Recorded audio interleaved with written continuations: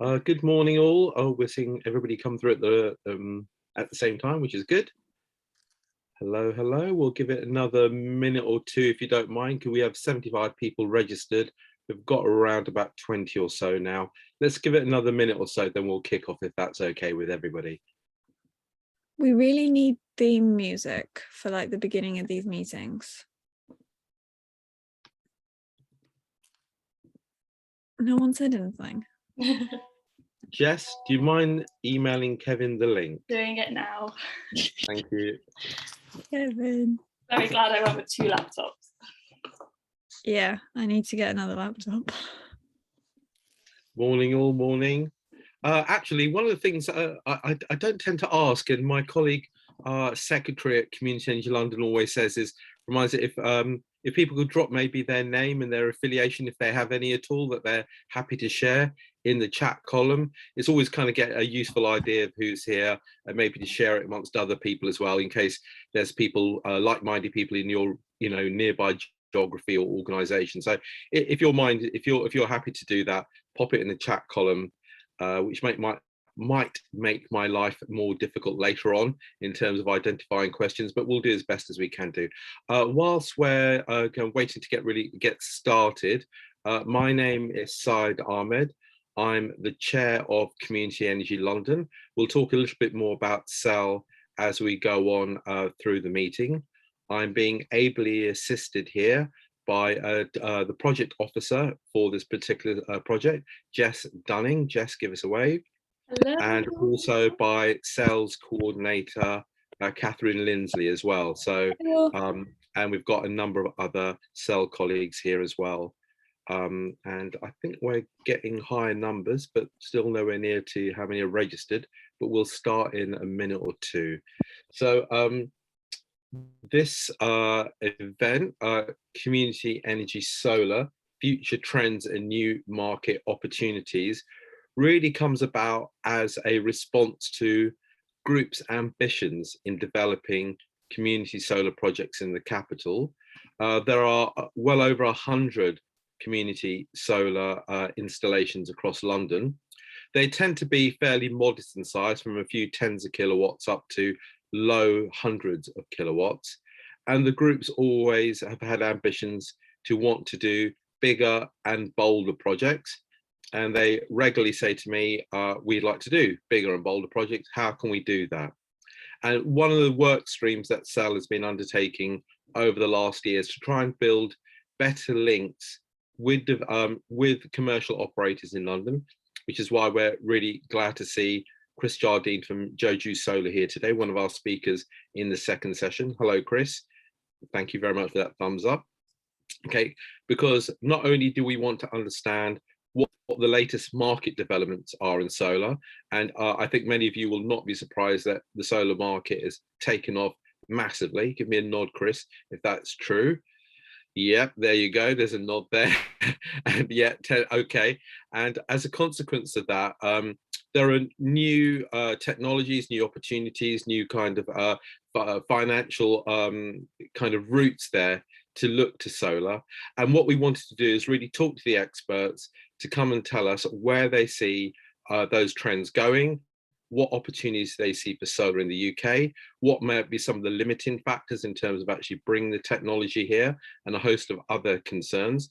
So we're really delighted as well. We're going to be joined, if we haven't already, by Kevin Mccann from Solar Energy UK, the leading solar trade association here in the country. And Kevin's going to give us a rundown of many of the issues, and believe me, there are many that are keeping Solar Energy UK occupied, everything from market issues to latest policy issues.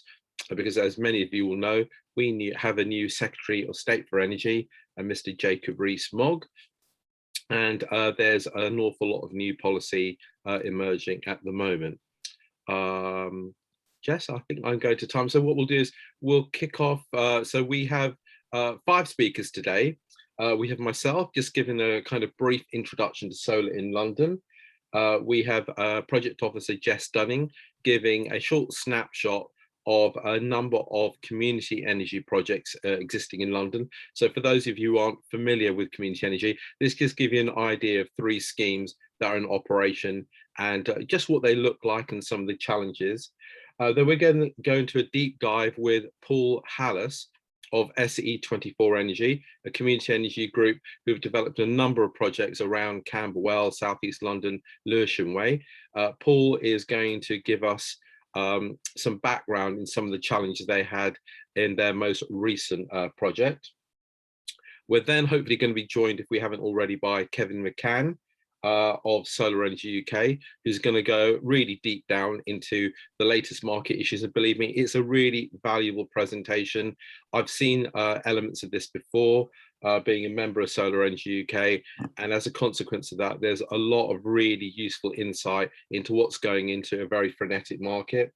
And finally, we're going to have Chris Jardine from Joji Solar, who's going to give his input and expertise. Thank you, Kevin, in terms of working with community energy groups, some of the challenges going forward, and some of the opportunities that have arisen in the recent months and years as well for solar in an urban environment that is London. In amongst all of this, we're going to have plenty of opportunities for questions. So please drop your questions in the chat column. Grateful if you could keep any kind of oral questions as part of the Q&A session at the end of each speaker's session. Grateful if you can mute yourselves, and if you could turn your cameras off during the speaker session slots, and feel free to turn them back on again during the Q&A session slot. Jess, have I forgotten anything? Nope, that's all great. That's quite amazing of me. Okay, all right. As I said, I have a quick look to chat to see if there's anything I've forgotten. Okay, wonderful. Everybody's introducing themselves. That's excellent. And again, we've got a focus here on London, but this applies to many. Basically, rooftop solar is what we're looking at. But of course, rooftop solar is the predominant kind of route for developing solar in the capital. Not exclusively, but predominantly that's what we'll see, and that's why we focused on rooftop solar as part of today's discussions. Slide please, Jess. Okay, I'm just going to give a very quick canter through for some slides, as in true kind of style. They've been done fresh this morning, so they're not as detailed as they could be, but hopefully they'll give you a good flavour for people who are not that familiar or haven't seen some of the statistics around the use of solar in London.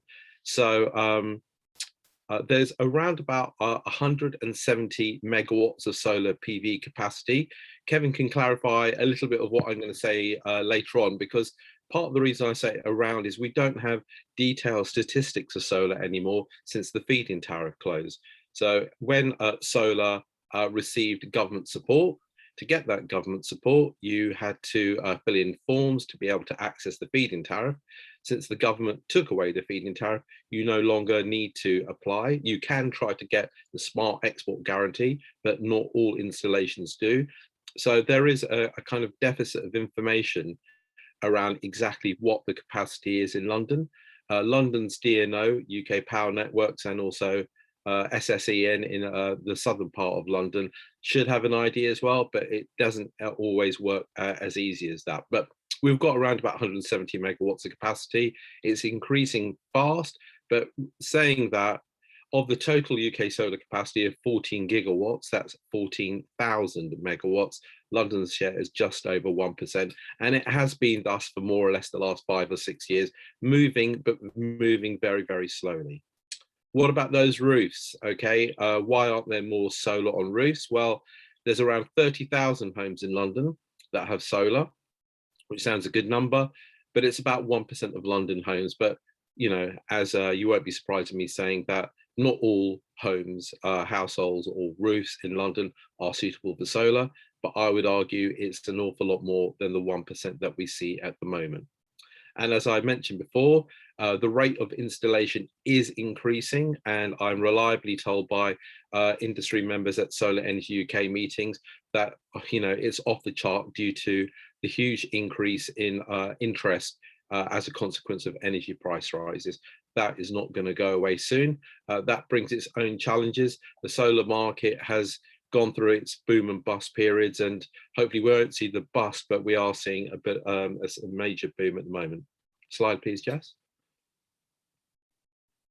I just wanted to mention what the GLA are doing. I don't know if we have colleagues from the GLA here. I think we had a few registered, so if they want to add anything into what I'm saying now, please drop it into the chat column. But the Mayor did promise in his first manifesto in 2016 for a solar action plan for London.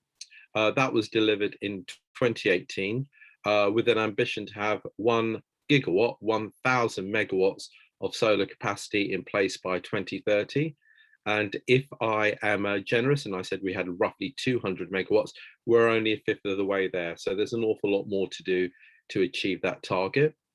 The bits that I'll be talking about as we go through today's meetings, of course, about community energy, because that's the bit, you know, Community Energy London has organised this meeting.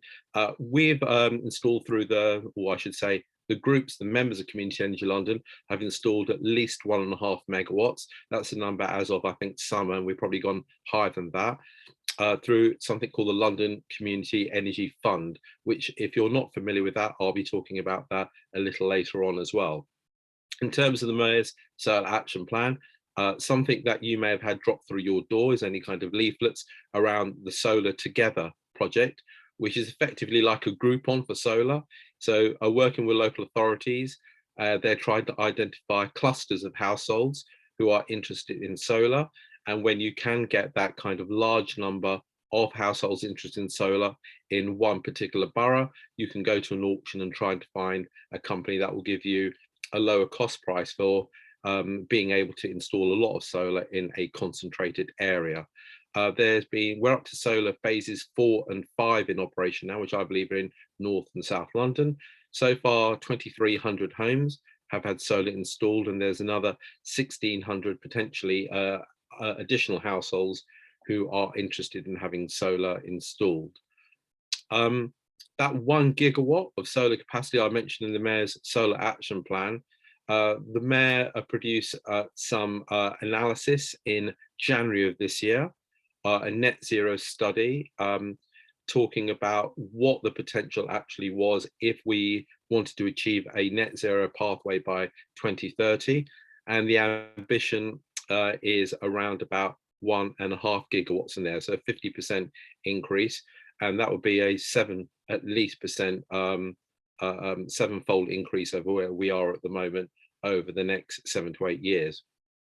So, you know, as much solar as we've managed to install over the last 10 years, year on year for the next 7 years. One of the big things which has been pushed in London for well over a decade, and we're finally seeing some traction on, forgive the pun, is about greater use of renewable energy on Transport for London on the tube. I remember when this was first talked about in around about 2006. We finally have a tender for something called a PPA, a Power Purchase Agreement. A tender was issued by TfL with an ambition eventually to have all of the tube and the TfL's operations to be powered by renewable energy by 2030. That tender that was issued this June, a few months ago, was for 1.6 terawatt hours per year. TfL is one of the 10 biggest users of electricity in the country. You wouldn't be surprised to hear that 1.6 terawatt hours per year is equivalent to the amount of electricity consumed by 420,000 homes. So roughly around about, what was that? About 8% of London homes or so. And we haven't heard where that's gone to. It's a challenging time to get PPAs, but we'll see what TfL manages to do. Another area of promoting solar is through the Mayor's London Plan. This is the strategic planning guidance issued by the Mayor to boroughs and developers on what we'd like to see new development in London look like. Including in that is a significant chapter on climate change. And there are policies there that following the government's removal of, what was it called, zero carbon homes back in 2014-15, the Mayor did continue to keep the zero homes commitment here in London. And therefore, planning policies around renewable energy are promoted quite strongly from borough to borough. Some boroughs better than others, it could be said. And the GLA produce an annual monitoring report, and they should be one for 2021. I'm guessing published any day now, because they normally published in September of the year. That reported back in 2021 for the calendar year 2020, that 2020 saw a huge increase in new solar PV capacity or new developments up to nearly 15 megawatts, which was over a doubling of the previous year. Another really interesting initiative undertaken by the mayor is how can we get more Londoners, especially older Londoners who want to reskill, and younger Londoners coming into their careers, to enter into the solar market. And there is a significant London Solar Skills project, which hopefully Kevin will be talking about a little bit later on, because Solar Energy UK are one of the partners in delivering that particular initiative. Next slide, please, Jess. I talked about the mayor. A quick word here about boroughs. As many of you know, London has 33 boroughs, and nearly all of them have signed climate emergency targets, and nearly all of them have produced climate action plans. I go through them from time to time, but it's quite mind-boggling getting through that amount of information. But the really good thing is, despite austerity, despite the challenges we've been having with COVID over the last few years, many of the London boroughs are making significant progress in terms of getting people in their departments with the right skills to take forward climate plans, allocating funds to kind of work to tackle energy consumption. And that's, of course, increasingly important because they're facing bills of 2, 3, 4 times increases in their gas and electricity. And any kilowatt hour they can save now is incredibly valuable. And those buildings within their stock where solar can be installed is not only on council buildings, but more often than anything, the largest footprint in terms of buildings that local authorities look after are schools, also leisure centres, community buildings, and as I'm reliably informed, many councils have buildings that they lease out to commercial operators, which they're looking at the carbon footprint of there as well, and enter into discussions with these lessees about how they can reduce their carbon impact. The use of solar features in all of those climate action plans I mentioned. And one of the really positive things that this government announced in 2021 was something called the Public Sector Decarbonization Scheme. If you're not familiar with it, have a quick Google and look on the BEIS website, the Department of Energy's website. There's a very good list of projects they're funded, and London has done particularly well. I can't quite remember the numbers, but something around about £200 million has gone from the Public Sector Decarbonisation Scheme to fund projects in London, which includes an awful lot of solar as well on public sector buildings, and local authorities have done particularly well out of that. Also, London councils, which is kind of the trade association for all the councils in London, they've created 7 working groups around trying to support local authorities achieve their climate action plans. And one of the things they published earlier this year was a Renewable Power for London action plan. When we share these slides, which we will do on the Community Energy London website, you'll be able to click it. That will take you on that plan. It's fairly high level at the moment, but it's led by Islington Council, which is providing a network of officers to come together to talk about the use of the increasing use of renewables across their portfolio of buildings and more widely across their boroughs. So it's a really welcome initiative by London councils in terms of doing that. Jess? Just turning to the community energy sector, we have a map, map.communityenergy.london, which has been refreshed. This is the brand new spanking version. So I think the first time we've kind of really shared the news out there more widely, that is on the communityenergy.london website, which highlights 100 plus projects across London, across all different types of energy solutions, from energy efficiency to anaerobic digestion to PV. If you click on those maps, it tells you which group developed it, what size it is. You can also find out which ward of a borough it's in, what borough it's in, and also which parliamentary constituency it's in. We're continuing to work on that map, and we'll be adding more schemes in the very near future, but it features information around about 150 projects at the moment. Jess? And what else does Community Energy London do to work with both the groups that form its network, its membership, but also in terms of wider stakeholders? Well, one of the key things we've done is, for those with a longer memory, they'll remember that many proponents working in cities argued for an urban community energy fund from Bayes. This was to replicate their then existing rural community energy fund. The urban community energy fund did kick off in around about 2013. However, after whatever it was, the 2015 election, it was kind of prematurely closed down with about 80% of the funds still in the pot. And so urban groups, London groups, didn't really have any kind of feasibility source of funding from government. And so SEL worked with the mayor to create something called the London Community Energy Fund. We're now 5 rounds into that fund, and they supported close to about 120 projects across the capital, of which the map will give you a flavour of if you decide to go and have a look at it. We'll be really pleased to be continuing to work with the GLA at the moment, and we're hoping to see a further round of LSEF announced before the end of this year. We have monthly meetings of Community Energy London, the last Thursday evening of every month. So I think the next one is October the 27th or 28th. We had our September meeting last night, and the GLA will be presenting their proposals for the next round of LSEF at that meeting.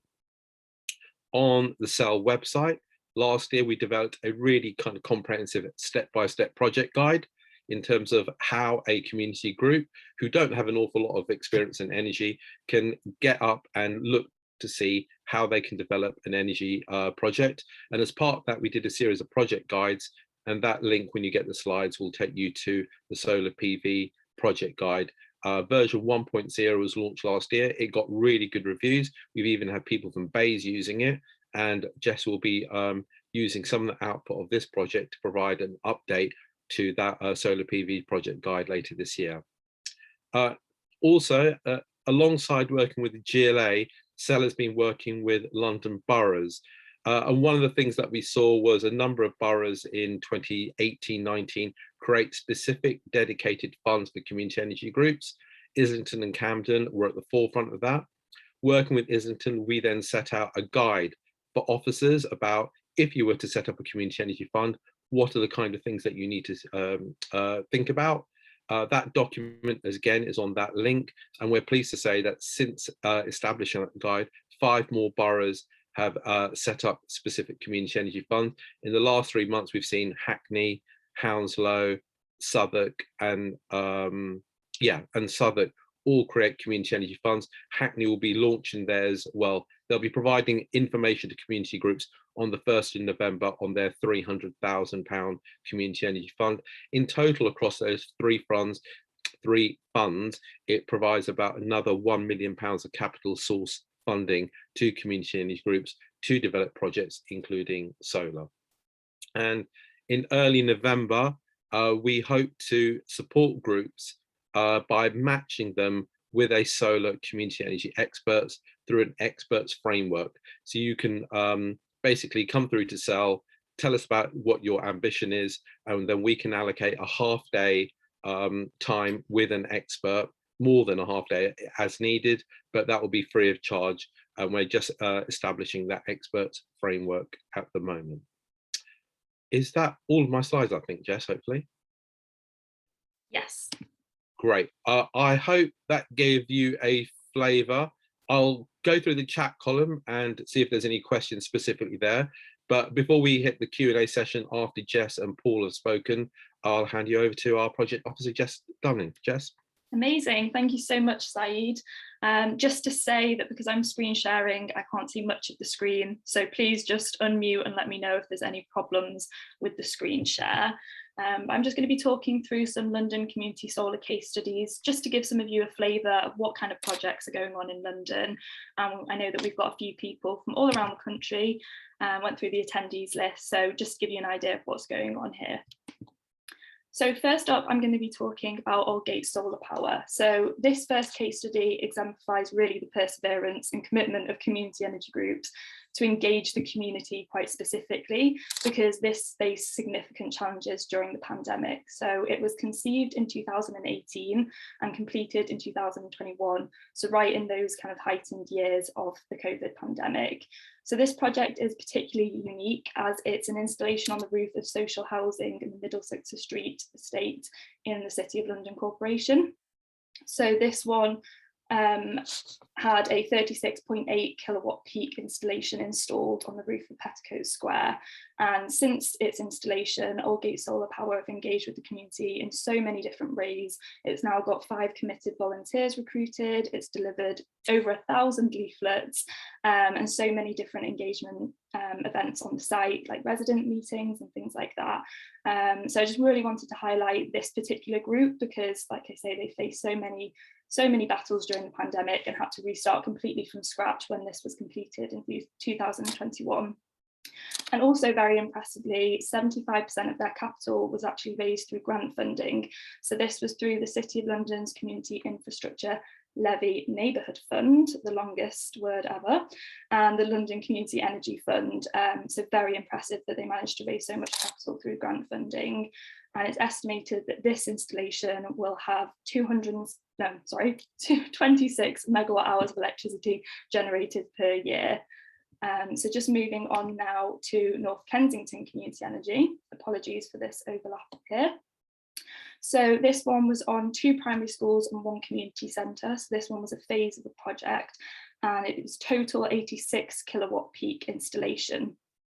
So it had 306 solar panels across these 3 sites, generating nearly 70,000 kilowatt hours of clean power annually. And by the end of this project, it's expected 643 metric tons of CO2 will have been saved from the atmosphere. So a really great achievement from this group. Perhaps one of the most notable points about this project is again their community engagement. This is one of Repowering London's community energy projects, as was Aldgate Solar Power, and they've got their community engagement spot on. So many flyers distributed, 9 engagement events, month-long pop-up engagement pod, so really kind of showcasing the best of community energy here and their involvement in their local communities. So this one also had their lower minimum investment for concessions, so that really helped to gather the most local residents as possible and ensure as much inclusion as possible in their community energy fund. So again, just another great project, and this one was in North Kensington. So now on to Brent Pure Energy. So this was an installation in Willesden on the roof of Capital City Academy. And this was completed in April of this year. It was Brent Pure Energy's first installation not on the feed-in tariff, and it was an incredibly large installation, 300 kilowatt peak, installed by GenFit, so really quite impressive. And it involved around 650 solar panels, and it's currently on track to produce 263 megawatt hours of electricity per year. So that's going to be roughly around 30% of the Academy's usage. And it's expected that the Academy will actually save around 10,000 per year on the electricity costs as a result of their reduced discounted energy from this installation. So Brent Pure Energy were able to model and predict the self-consumption for Capital City Academy using the school's half-hour meter readings. This was used along with 2 of the installer quotes to attest economic viability. So the main consideration at this stage was the correct sizing of the installation. And there was 3 size options considered for this one. So 300 kilowatts, 341 kilowatts, and 425 kilowatts, as on the slide there. So as GenFit predicted 70% SC and the export tariff was low at this time of installation, Brent Pure Energy decided against a larger scale due to the risk of excessive export, essentially. So since making this decision, it is actually possible that they could have chosen the larger scale, as of course export rates have increased. So it's now kind of considered that they may expand the installation once they have more data available. So now just to discuss some of the challenges faced in this project. So during some of the delays caused by legal issues, equipment prices rose by about 37,000 from the original quotation. And they managed to mitigate this through a successful application to round 5 of the GLA's Community Energy Fund. In fact, GenFit were actually able to redesign the system and adopt a simpler panel mounting and larger panels, and that did lower the cost. They didn't actually have to use this additional grant from London Community Energy Fund for the equipment, but it was really great that they were able to get that in just in case. A further delay occurred when at over 100 kilowatt, sorry, that was supposed to be kilowatts, the system had to be checked by LPN. So this meant that although the installation was actually completed in April and it ran for 3 days, it wasn't able to start continuous operation until the 17th of June. So that just gives you a taster of some of the different types of projects going on in London and some of the issues that they may face and some of the technical aspects of those. Just a really quick flavour for you. So just to reiterate that Saeed did mention that there is the solar PV project guide, and like I say, we will be updating that this autumn with our colleague Lorraine Haskell, who authored the first version, and that will include all of the wonderful information that Kevin, Paul and Chris will be sharing after, and any additional research as well. So please do keep an eye out for that, because it should hopefully provide some valuable information for any of your future solar PV projects. And if any of you have picked up some really important information along the way and you'd like to give some feedback and contribute to it, please do drop me an email, because it would be great to have some more perspective from community groups on this.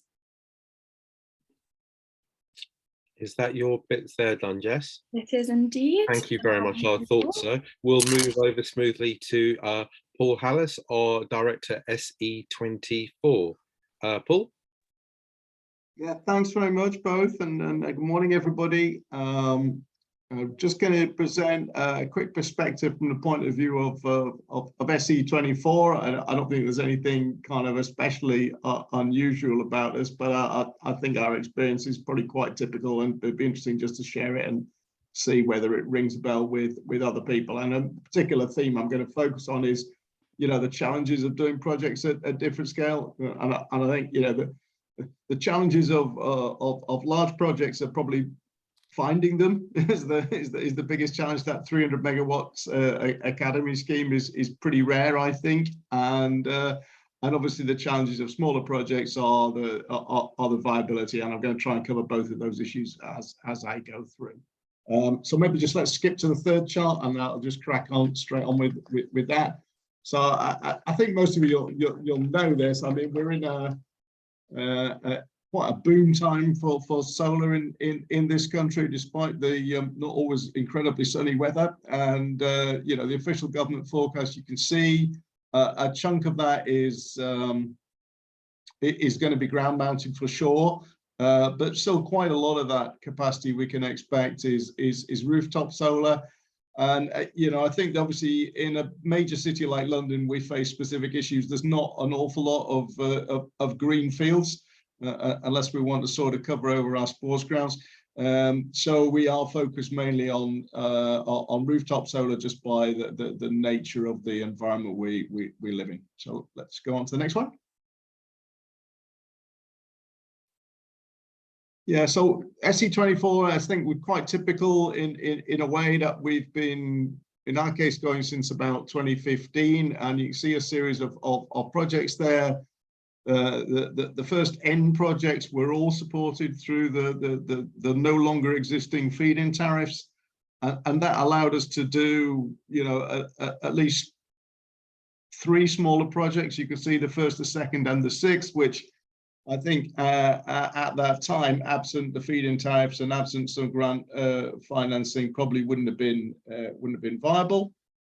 The last project I'm going to talk about in a bit more detail in a minute, which is a large secondary school, Charter North Dulwich, and we did that project recently without feed-in tariffs. So I think you're aware, Jan, I'll talk about this a bit more in a minute. So I think we're all being driven by the lack of those feed-in tariffs to look for large projects, and I like large projects have 2 advantages, which we'll see in a minute. So one is obviously lower unit costs, and the other one is that, you know, with a secondary school, certainly the export percentage is likely to be smaller than it is for a primary school or a church, for example. And you know, we all know that exports are sort of pretty poorly remunerated even at today's slightly increased tariffs that are available. So let's just, sorry, the other thing I just want to say is that you know, some of those projects then you see in the middle there, sort of over 50 kilowatts with FITs, you know, they were super economic, and they allowed us to develop projects and deliver solar electricity to our partners at very attractive prices, you know, quite often below 10p a kilowatt hour, which I think in today's world sounds just too good to be true, doesn't it? But it has been the reality. So let's go to the next one. Yeah, I said do a bit of a deep dive on Charlton North Dulwich. That's our most recent project. So we're talking about, you know, something over 110 kilowatts peak installed, panels on 3 different roofs, expected production getting on for 100 megawatt hours. I think we were primarily driven in terms of the scale by a couple of considerations. One was just making use of the best roof space that was available, and the other thing was trying to kind of minimize the amount of exports. We're still estimating, of course, but we think that exports are probably going to be of the order 10%. You know, and it obviously important to maximize the amount of generation that's used on site in the absence of feed-in tariffs. So we benefited from a development grant from the GLA, London Community Energy Fund, which was really helpful, because obviously at that point you're not absolutely sure you've got a firm project.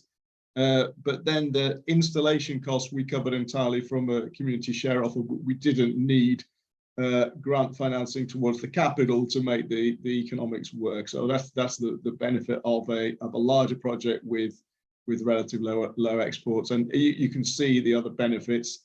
You know, we originally estimated that we're going to save the school about 150,000 in bills over the 25-year life of the asset. I think at today's prices, the savings are going to be quite a bit higher than that.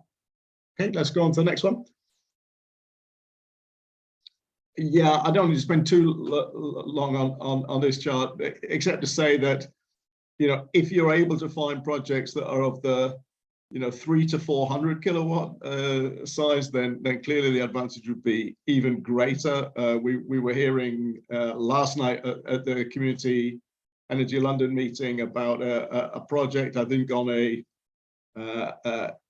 train company site, which was of the order 400 kilowatts, I think, and the procure and install costs were, if I remember correctly, you know, of the order £850 per kilowatt. You know, ours at Charlton North Dulwich were a bit higher than that, and for a small project, let's say 25 to 30 kilowatts, typical primary school, they'd be much higher again. And it isn't just the procure and install costs. Obviously, both the development costs, the upfront development costs, and the O&M costs are going to be higher per unit on a small project than there will be on a much bigger solar scheme with economies of scale. And it isn't just the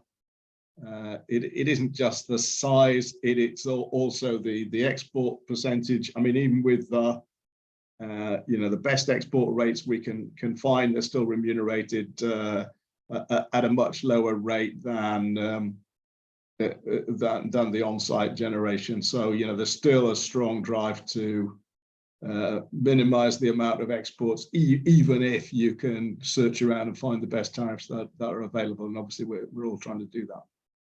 Okay, let's move on to the next chart. Yeah, so I talked about a lot of this. So, I mean, the specific challenges for community energy in London as far as solar is concerned, I think I've highlighted 4 there. So one is to identify the large community project opportunities, and they are sort of now few and far between, especially as we look around at many secondary schools that do have at least some solar PV installed. The challenge with, I think, smaller projects, primary schools, is to make the economics work without a feed-in tariff. You know, even at today's you know, higher electricity prices, the economics are clearly much tighter. if you're talking about 25, 30 megawatts, for example. There's an issue, and I think we are moving in the right direction here on how to build relationship with local authorities. Saeed's talked about that. Increasing number of local authority community energy funds, which is really encouraging.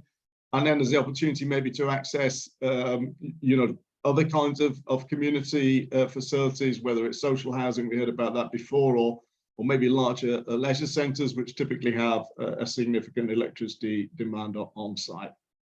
Also building on last night's discussion, as you've seen in the chat, that there was information last night about a large solar project on a Govia Thameslink site I believe in Streatham. So I think there are probably relatively large solar opportunities available in different parts of the transport sector. So railway stations, I think increasing electrification of buses, so that the bus companies are looking to be able to sort of charge the buses overnight as cheaply as they possibly can. They need to combine solar with battery storage. Then there's other things like EV delivery depots, for the vans that we all see sort of running around our streets delivering stuff from Amazon and so on. Increasingly, they're being electrified, and their depots, the large depots, they'd be interested, I think, in solar generation capacity. And then you've got other things like retail developments and warehouses outside of the transport sector. So there are a bunch of, let's say, non-traditional,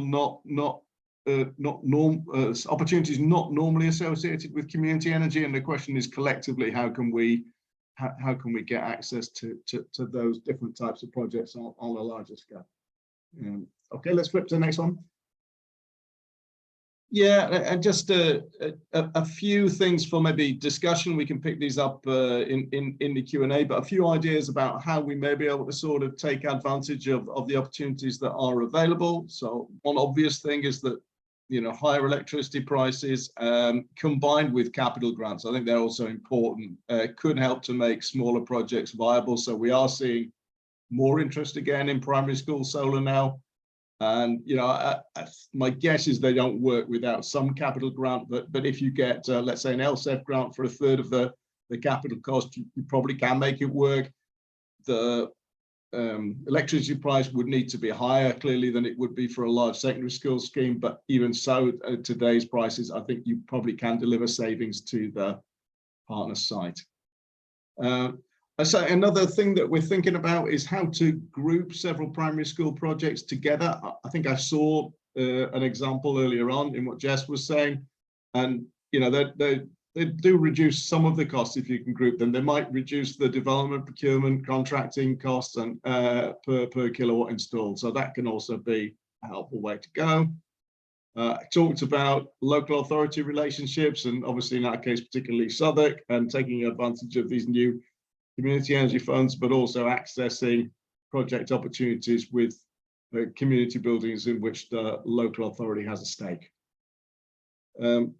One thing I think we could usefully do at a CL level is to share views and experience on maximizing export revenue. I won't go into detail now, but with Charter North Dulwich, we found a different route to market for exports, which is bringing somewhat higher unit revenues, so that if you look hard, you can improve the position, but still, as I say, there is a drive to make sure that the exports are not too high, and that's one of the reasons people don't go for, as we heard earlier on, it's one of the reasons people don't go for even larger schemes in secondary schools, because then the exports could be too high and impair the overall project economics. And then the last thing is, what else could we do via CEL? And just a couple of thoughts here is that there are larger academies. Harris is one I can think of. I think they've got 50-something schools, different parts of the city. That often their ambition is to do things at scale on multiple sites, which is probably beyond the ability of any one community energy organization to deliver. So, can we get together via CEL and offer if you like, a preferred partner service across community energy in London as a whole? That's one idea. And then picking up on last night's discussion, and it's not easy this, but can we through CEL offer a proposition to the transport sector where they have needs, at multiple locations across London, again, probably beyond the scope of any one community energy organisation, whether it's SE24 or anybody else. So thanks for listening. There's a few thoughts. I haven't checked the chat, but other people probably will have picked that up, and I look forward to discussion and Q&A around these important challenges. Thanks a lot. Oh, thank you very much for that. A really, really helpful run through. Jess, if you close down the slides for a bit, I've got a few questions that I'm going to slightly amend from what I saw in the chat column, Paul, that I'll aim at you for the moment, if that's okay. Sure. Yeah, please do. Okay, so one thing, have SE24 looked at kind of neighbourhood schemes where you could identify a street or a willing bunch of residential properties to look at solar? Have you thought of that, or have you dismissed it because of the challenge of too many interactions for too many small gains? Yeah, I think with private housing it's quite difficult for reasons that I'll explain. I know that other community energy organisations have done projects with social housing, which tends to be a kind of a larger scale opportunity, a single project rather than a whole bunch of small interventions. So I think social housing could be an opportunity. So I know that Repowering, for example, based in Brixton, have done stuff on social housing, and we heard about that example in the city in Aldgate. So I think there could be something in that. I think one of the challenges, I know this from my own experience, is that one of the challenges with individual private houses or flats or so on is the the export proportion can be a lot higher. So I mean, I expect my even though I've got a small installation at home, I expect, and that's how it's tracking at the moment, that probably about half of that goes for exports. There's probably some things you can do to minimize that that export percentage, but not that many. And unfortunately, for the time being, even the best so-called smart export guarantee tariffs are not brilliantly attractive. So I have not got the best seg tariff, I know, but give an example, my supplier offers me a price which is only about 10% of the price that I pay them. That just seems ridiculous to me. Yeah, absolutely. Yeah. Something that needs to be taken forward, and there is something called the Government's Community Energy Contact Group, and we have a meeting next week, and I'll be bringing up that issue of the failure for seg prices to be realised by community groups. Storage, Paul, have you had any thoughts on I may be retrofitting some of your projects with storage? So again, I know that other people have looked at this. So I think Repowering had a trial, I think, with one of their solar schemes. I think a trial with EDF around residential premises, and I think with social housing and energy storage. My take is that the economics are quite difficult for the time being, and partly because of small scale residential storage is still very expensive. I think I hinted at earlier on, I think probably the better opportunities are where you've got a sort of larger scale storage opportunity and where it's almost essential. So if I think about, I don't know, charging electric buses, obviously they want to charge overnight, don't they, when the sun isn't shining? So it's obvious combination that you generate solar electricity during the day, put it in battery storage on site, and then you charge the buses overnight, and so that's a perfect combination, and again a slightly larger scale opportunity with better economics. So I think, I'm not saying no to storage. I just think at the moment we've probably got to be quite selective and try and find the opportunities where the economics really work. Okay, I'm seeing there's a few more questions, but actually rather than wait till after Chris and Kevin present in the Q&A session there. Chris, Kevin, are there anything that you've heard in terms of some of the questions that Paul's being answering here? Have you got any thoughts on them? Chris in the first instance, then Kevin? Chris Jardine? Yeah, so there's been a bit of chat, I think, in the box about the possibility of residential schemes and sort of grouping residential properties together. I think they are difficult from an economies of scale point of view. From the installer perspective, you still need to put panels on the roof, you still need to do single wiring runs, every house needs an inverter. So we don't see great kind of economies of scale for clustering residential properties, unless I think, as was mentioned, you can kind of get up to the sort of social housing scale of 100+ properties, and then you might be able to, we'd set up a dedicated team that would then be able to run that kind of project and deliver some economies of scale. But I think we often see 5-10 people going, our street are kind of interested in solar, what kind of bulk deal can you give us? And the answer is really not very much. That's that sort of scale. Okay, Chris. Kevin? Thanks. Can you hear me? Perfectly. Great. Morning, everyone. I suppose just to comment on I'd probably slightly disagree a little bit with what Chris was saying about storage. I think certainly on the residential side, there's a very compelling case for storage, precisely because, of course, of the fact that tariffs have changed a lot in the last 12 months. And I think that's reflected in deployment. If you talk to some of the sort of distributors, they will tell you that pretty much all new retrofit product that they're selling in terms of panels comes with a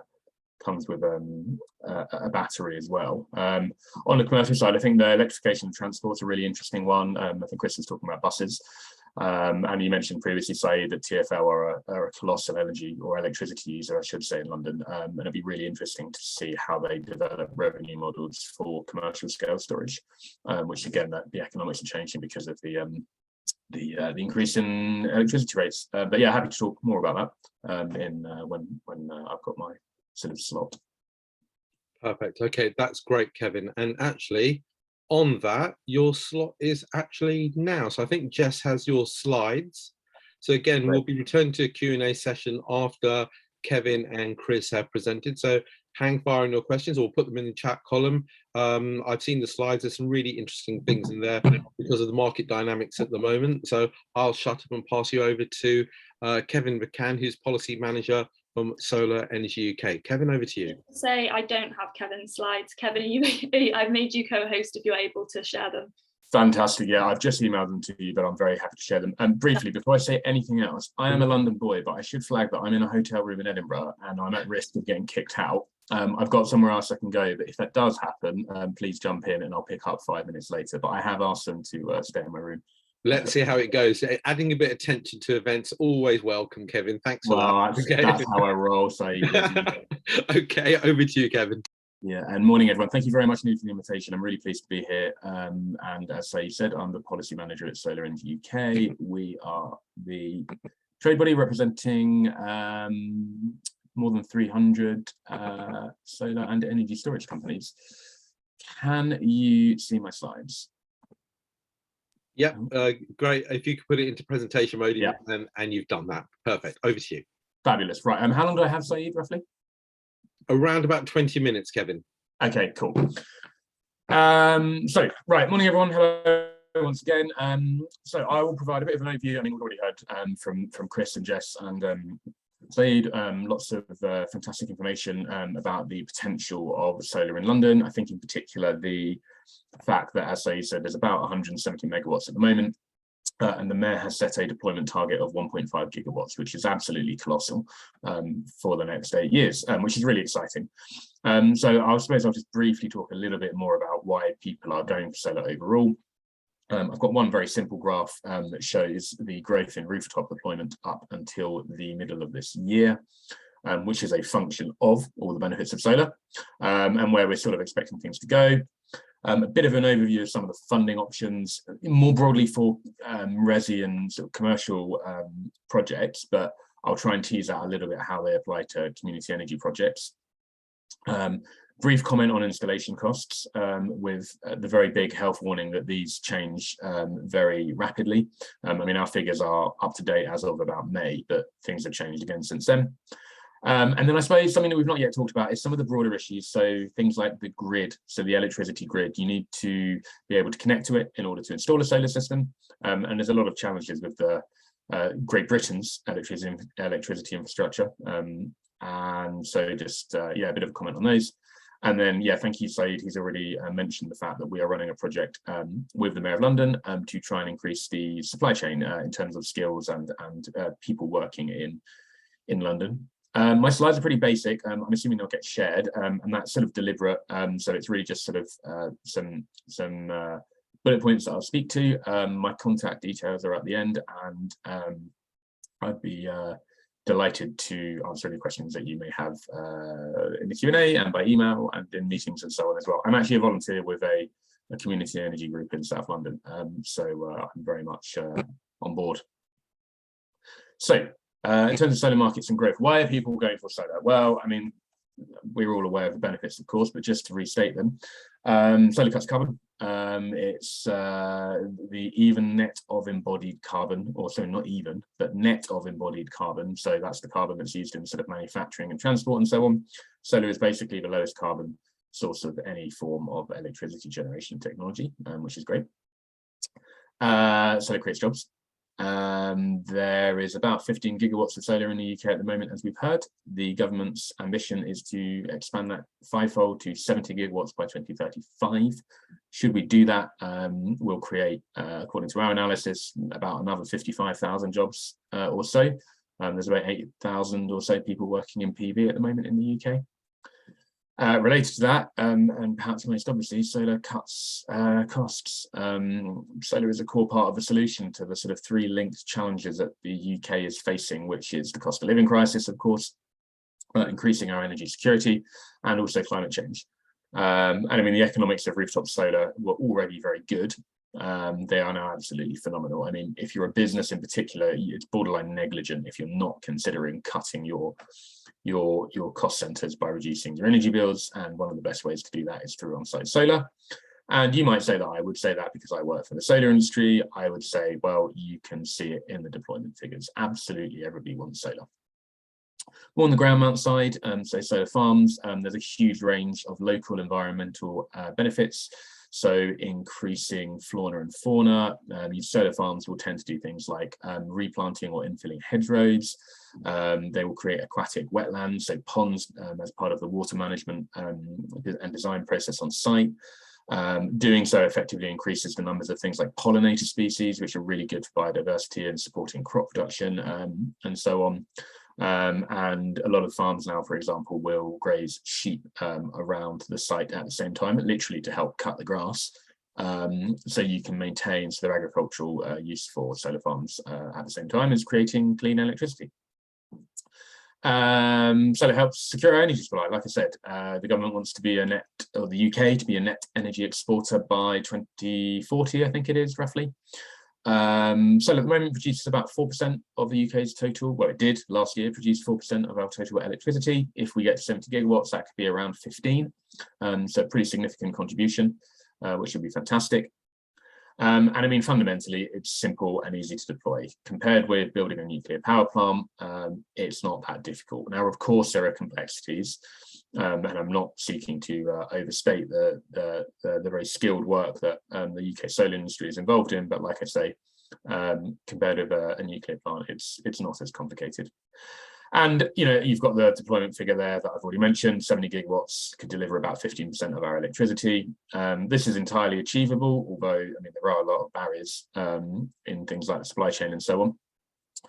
But fundamentally, the growth in the industry reflects all of these things. I mean, all forms of solar have been fully subsidy free since 2019, and like I say, everyone wants solar, and that's reflected in the slide that hopefully you can see now. So this is quarter 2 2019, so 1st of April 2019 is when all subsidies ended for the rooftop sites in the UK. And as you can see, the direction of travel is only one way, which is up. The dip in Q2 2020, so that's April, May, June, it was of course the first COVID lockdown. All of the projects that got paused then got built out in the next quarter, as you can see, and it's basically been steady growth ever since. Across both the residential and commercial scale sectors. I've got some of the deployment data up to about last month, and I mean the slope on that line is only increasing. So yeah, more growth coming down the So residential rooftops. So what I'll do now is I'll briefly just talk through the sort of the three sectors in a little more detail. So residential rooftop, typically 2 to 5 kilowatts. That's, you know, maybe 10 to 15 panels in a roof. Most houses in the UK, you're going to struggle to get much more than 5 kilowatts. The retrofit market is flying up. I mean, 180% was in June. I suspect it's probably more than that now. MCS, which is the microgeneration certification scheme, so that's the quality control standard. We work very closely with MCS, I should say. So we put out a story the other day because more MCS accredited solar, rooftop solar, has already been installed this year. Those been installed than was installed in all of 2021, and 2021 was a flyer. I mean, overall, there's already as much residential PV, it's about 3 gigawatts, as the new power plant at Hinkley Point will produce. There's about 1 million homes around the UK that have got solar on at the moment. And that's for all the reasons we talked about previously. I mean, in terms of payback periods, which is what people always want to know, the financials these days, you can definitely get a payback of 5 to 10 years, after which you're getting free electricity, or a proportion of your electricity for free for another 20 years. And solar increases the value of your home.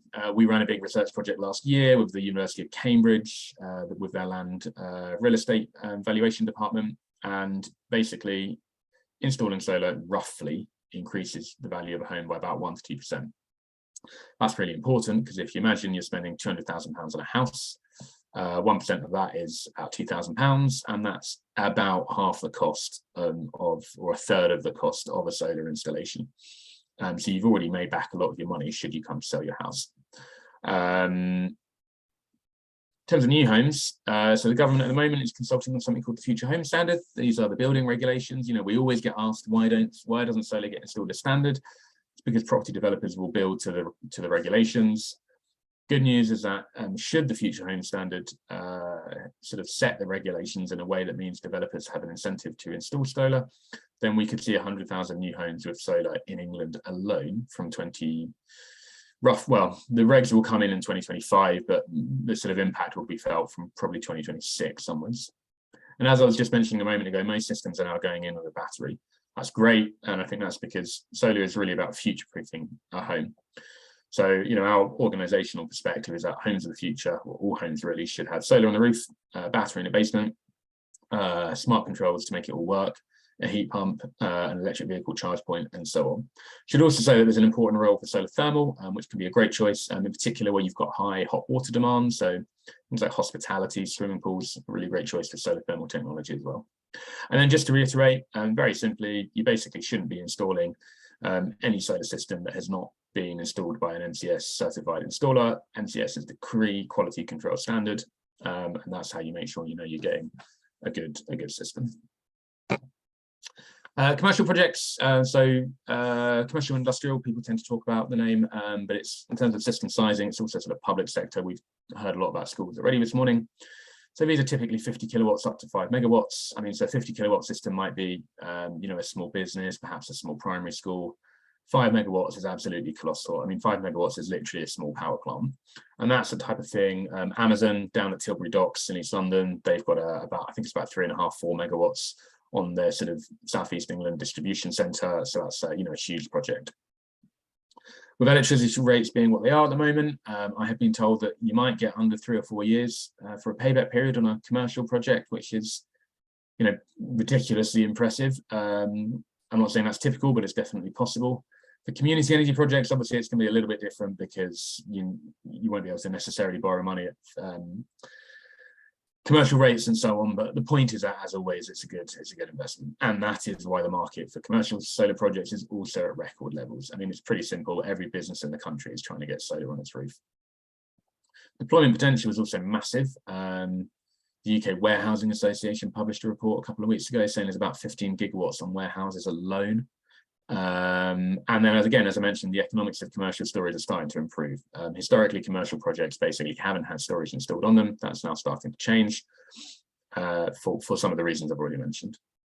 And the good news is that the policy sort of environment is improving. I mean, one notorious example is up until 1st of April this year, if you installed solar on your roof as a business, you might get hit with much higher business rates.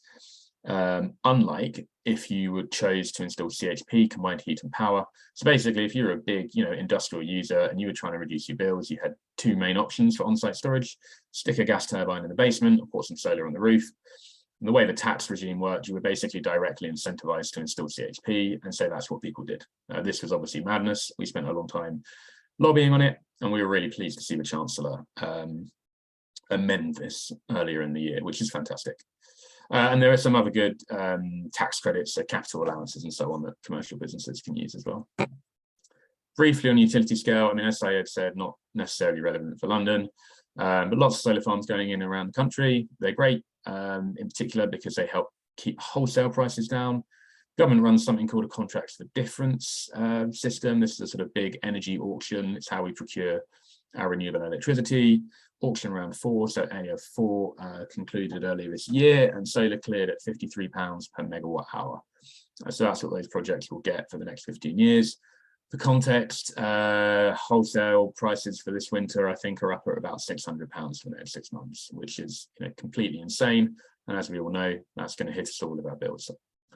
Solar farms already mentioned, great for biodiversity. New infrastructure projects in England, as under the Environmental Act that was received royal assent earlier in the year, have to deliver a 10% biodiversity net gain. And there's various metrics to how that's assessed. I mean, new solar farms I know projects where developers say they can get 200% net gain. And that's because a solar farm is a pretty light impact project when it comes down to it. Again, as I've said, keeps costs down and allows the land to be used in various ways. So, farmers grazing their sheep and so on, as I mentioned. I won't dwell on the utility scale stuff because we're not going to have that many utility scale projects in London. So in terms of funding, on the residential side, so if you're a homeowner or occupier, I mean, cash, as always, is typically the best way to go. You could pay on credit. Probably wouldn't recommend that if possible. But as with anything, you can use credit cards to buy a solar system. There's a lot of work that has been done that we are doing with the retail finance industry, so banks and building societies who are now starting to offer things like green mortgages. That's basically where, imagine you're borrowing £200,000 to buy a house, where the bank will give you £210,000 in order to retrofit the home that you are buying with, solar insulation, a heat pump perhaps. They've got an incentive to do so because if you can prove, which you can because of the work we were talking about earlier, that installing solar cuts your bills, what you are in effect demonstrating to the bank is that you are increasing your ability to repay on a secured debt, i.e. a mortgage, by the same amount. Now, it's not quite that simple, of course, and finance, quite rightly, is very tightly regulated. So there's a lot of work going on. There's some great people at an organisation called the Green Finance Institute, who I encourage you to look up, who have lots of sort of commercial banking experience behind them, and they are trying to develop these types of things, which are great. PPAs, I think we mentioned earlier, so power purchase agreement. I'll talk about those a little bit more in a moment. And there are lots of investors now who are thinking about how you could set up this type of model for social landlords. Social landlords, again, have an incentive to install solar because you're de-risking the property portfolio from a commercial perspective. And what I mean by that is you're reducing the likelihood that tenants will go into arrears on their rent if you're reducing their bills, which is a good thing for all involved. On the commercial side, three main ways that a commercial project is funded, and I think most of these are relevant for community energy groups. So self-funded, so CapEx, so that's doing it with cash. You obviously have to raise the cash in the first place. One way of doing that is by grants. I think we've already heard about the public sector decarbonisation scheme, which is a good source in England. And you can use that cash for some projects in Scotland. There are other sources available in Scotland. I actually mentioned I'm in Edinburgh at the moment because we had our sort of Solar Energy Scotland working group, industry working group here yesterday. A lot of community energy groups are running share offers. So, you're basically issuing debt for about £100,000 and also a share in a project rather, equity, and local communities can invest using that as a mechanism. They might get slightly lower returns than what a commercial investor would accept, but it's a great way of raising capital. Asset financing, so this is basically a hire purchase model. If any of you have got a phone with a contract where you are paying for 24 months and then you get to keep the phone at the end of it, that is a hire purchase model. That is asset financing. So there are plenty of, all the banks will basically have an asset financing arm, and they'll say, we'll loan you the money to fund your project. Again, that's probably less likely, I would suggest, for community energy projects, because the banks aren't going to get a return that will necessarily be clear their investment hurdle rates. On the other hand, I suspect many of them have got, I wonder whether they've got some sort of social impact arms, and whether they've got some investment reserved for social impact projects. I've actually just taken a mental note that I'm going to look that up, because if not, I think that would be a thing that we could do to something we could suggest. Again, with the caveats that nothing happens fast in finance, because a lot of care and attention needs to go into building the relevant models. Then finally, power purchase agreements, so PPA. So that's basically where an external investor gives you the money. So for the sake of argument, imagine that you run a project that will deliver, let's assume it's quite a big business, £100,000 in savings a year, nominally, on energy bills. Then the investor will give you all the money, they'll take care of everything. And the way in which they will get their money back, and also a return for loaning you the money, is they will take a cut of the savings. So as I say, imagine the nominal saving is £100,000. They might take whatever the number is, £30,000 for 10 years, which would cover the cost of the install plus their return on investment. So the point being that the business still gets a saving on its absolute energy bills and hasn't had to pay for anything itself. On the other hand, PPAs are more complex, and there's benefits to the various different ways that you can fund a solar project. And I think there's a lot of innovation coming down the line here, things like community PPAs and aggregation. So aggregation, there's lots of very smart companies now who are going around to big industrial users, for example, who can turn down their power. So if you imagine, I don't know, a manufacturing plant that needs to run 20 hours a day, but it doesn't matter when those 20 hours a day take place, then they can, if they turn off effectively for 4 hours, that's the same thing. Imagine they're using a megawatt of power. If you turn that off for 4 hours, you're reducing the need to supply that energy for 4 hours. And so what aggregators do is they go around to all these different people and they stick all this, what's called demand side management. So they group all this, and then they say, we will manage that on your behalf, and you need to turn down when we tell you to. And then that's effectively bringing new generation onto the grid. And so there is potential in the future, I think, to do this for community projects as well, right? Think about, I don't know, a school where you, I'm assuming, quite reliably forecast that you will not be using much of the energy on a weekend. And so you might be able to wrap up that into an aggregator who will use that on your behalf on a weekend. Sounds quite complicated, but hopefully the sort of principle is potentially clear, or maybe it's clear as mud. I don't know. Happy to talk about it in more detail if people would like later. So I realise I'm going quite quickly here. I think I've got about 6 or so minutes left. Yeah, you're okay, Kevin. Take your time. Okay, great. So installation costs, big health warning, the numbers that follow are indicative only. I cannot stress that highly enough. Actual costs will vary depending on where you are in the country, and frankly, depending on what's happened 2 or 3 days previously these days. There's a lot of disruption in supply chains. Demand for raw materials around the world is very significant. There's a massive labour squeeze in the solar industry in the UK, as there is in all industries in the UK. And what this means is that costs go up and down. Now, our costs for projects up to 50 kilowatts are based on MTS figures, and so we've got access to their database. So these figures were basically completely accurate as of about April, but I mean, April was 6 months ago now. And just as a reminder, the way to get value for money and to ensure you've got a good install is also to always to go with a Solar Energy UK member and an MTS member if it's a project up to 50 kilowatts. So briefly, residential PV costs this year, you're looking at about £1,700 per kilowatt, about £1,700 per kilowatt basically, for a system between 2 and 5 kilowatts. There's a couple of indicative prices there. So a typical system of, let's say, 2.5 to 3.5 kilowatts, so maybe 10-15 panels, will cost you in total these days about £5,000 to £6,000 roughly. They'll vary, of course. What was I going to say?